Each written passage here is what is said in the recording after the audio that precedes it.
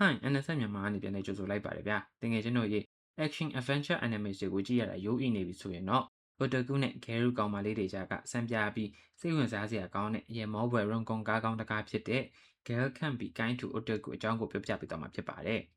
ဒီဇလန်ဟာ anime နဲ့ manga တွေကိုအယိုးမှုကြိုက်နှစ်သက်တဲ့ Otaku ကောင်လေးတစ်ယောက်နဲ့ကျောင်းမှာအရန်နာမည်ကြီးလာတဲ့ Geru ကောင်မလေးတွေနဲ့မထင်မှတ်ဖဲတကယ်ချင်းဖြစ်သွားတာကနေစတင်ခဲ့တာဖြစ်ပါတယ်ဒီနေ့ဗီဒီယိုမှာတော့ဒီကားရဲ့ချစ်စရာကောင်းပြီးရမောဖွယ်ဇလန်အစအဆုံးကိုတင်ဆက်ပေးသွားမှာဖြစ်လို့ဗီဒီယိုလေးကိုအဆုံးထိကြည့်ပေးဖို့ကိုဖိတ်ခေါ်လိုက်ပါတယ်ဗျာကဲဆက်ကြည့်လိုက်ရအောင်နော်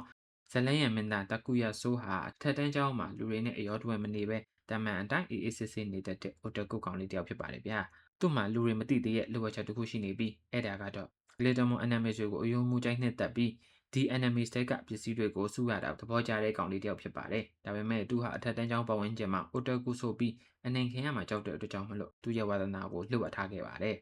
အပြောင်းလဲကတော့ဆိုးဟာတနေ့အကြောင်းမှာအရန်လာပါပြီးနာမည်ကြီးတဲ့ Geru ကောင်မလေးတစ်ယောက်ဖြစ်တဲ့ Amane Kai က Glitter-mon anime ကြိုက်နေတာကိုမထင်မှတ်ဖဲသိသွားတာကနေစတင်ခဲ့တာဖြစ်ပါတယ်ဆိုးက Geru တွေဟာ Otaku တွေကိုနှိမ်တယ်လို့ထင်ထားခဲ့ပေမဲ့လက်တွေ့မှာတော့မယုံနိုင်စရာကောင်းတာက Amane Kai ကိုယ်တိုင် Glitter-mon anime တွေကိုအယိုးမှုကြိုက်နေတဲ့လိုအပ်ချက်ရှိနေတာပဲဖြစ်ပါတယ်သူမဟာကျောင်းက Geru အတိုင်းဝိုင်းနေကြမှာပုံပြတ်မှာဆိုလို့သူ့ရဲ့ဝါသနာကိုအသင်ငင်းခုန်ပြီးဖုံးကွယ်ထားခဲ့တာဖြစ်ပါတယ်တာကူယာနဲ့အာမာနေတို့ရဲ့လှုပ်ဝက်ချက်ကိုသိရှိသွားပြီးတဲ့နောက်မှာတော့သူတို့စီနောက်ထပ် Geru ကောင်မလေးတစ်ယောက်ဖြစ်တဲ့ Ichiji ကရောက်ရှိလာခဲ့ပါတယ်တကယ်အထိုင်ကျတဲ့ Ichiji ကတော့အပြင်ပိုင်းမှာ Geru စစ်စစ်ဖြစ်နေပေမဲ့ manga နဲ့ anime တွေကိုလုံးဝပွင့်ပွင့်လင်းလင်းနဲ့စိတ်ဝင်စားတဲ့သူတစ်ယောက်ဖြစ်နေတာပါပဲ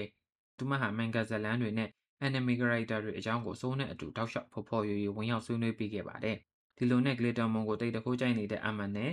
manga anime တွေကိုစိတ်ဝင်စားတဲ့ Ichiji နဲ့ကျွန်တော်တို့မင်းသား Otaku Takuya တို့၃ယောက်ရဲ့မထင်မှတ်ထားတဲ့တငယ်ချင်းဖြစ်သွားတာကနေစတင်ခဲ့တာဖြစ်ပါတယ်ဒီဇလန်ရဲ့အကောင်းဆုံးနဲ့အကြီးနူးဆုံးအပိုင်းတွေကတော့သူတို့၃ယောက်ကြားမှာအမှတ်တရ event တွေဖြစ်ပါတယ်ဗျာအထူးသဖြင့်ပရိသတ်တွေအသေးရခဲ့ရတဲ့ဇက်ကွက်တွေကတော့မင်းသမီး Amma နဲ့ကလာပါတဲ့မင်္ဂလာဝတ်ဆောင် wedding dress ကိုဆန်းဆန်းပြဝတ်ဆင်ပြီးကျွန်တော်တို့မင်းသား Otaku လေးနဲ့အတူ romantic ဆန်းဆန် photo shoot ဓာတ်ပုံတွဲရိုက်ခဲ့တဲ့အခမ်းပဲဖြစ်ပါတယ်ဒီပြကွက်မှာ Amma ရဲ့လာပါမှုကြောင့်စိုးတယောက်လုံးဝရင်ခုန်ပြီးပြရာခတ်သွားခဲ့ရပါတယ်ဒါတင်မကသေးပါဘူးသူတို့၃ယောက် beach ကိုအတူတူသွားကြပြီးရေကစားကြတဲ့အပြင်ညဘက် firework festival မှာလည်းရိုးရာဝတ်စုံတွေနဲ့အတူလဲပက်ရင်းနဲ့ကောင်မလေးနှစ်ယောက်လုံးကတာကူယာပေါ်တဖြည်းဖြည်းတန်ရောစင်တွေပို့ပြီးတိုးပွားလာခဲ့ပါတယ်မတူညီတဲ့ကဘာနှစ်ခုကလူတွေစုံတွေ့ကြရကနေတယောက်ရဲ့ဝါသနာကိုတယောက်လေးစားပြီးပျော်စရာအခိုက်အတန့်တွေကိုအတူဖြတ်တန်းခဲ့ကြတာဖြစ်ပါတယ်ဇလန်ရဲ့ဇက်ရှင်အမြင့်တက်ဆုံးအပိုင်းကတော့ Good Festival ရောက်လာတဲ့အချိန်ပဲဖြစ်ပါတယ်အဲ့ဒီကျောင်းပွဲမှာထူးထူးခြားခြားပဲအမြဲတမ်းဖုံးကွယ်နေတတ်တဲ့ Otaku ကကျောင်းပွဲမှာလူများရဲ့ရှေ့မှာ Otaku cosplay နဲ့ပွဲထွက်လာတာဖြစ်ပါတယ်ဒါပေမဲ့အဲ့ဒီကျောင်းပွဲတော်အတွင်းမှာနာမည်ကြီးလာတဲ့ Amane နဲ့ Ichiji တို့ကောင်မလေးနှစ်ယောက်ကိုတခြားကျောင်းကယောက်ျားလေးတွေလာရောက်စကားပြောတာ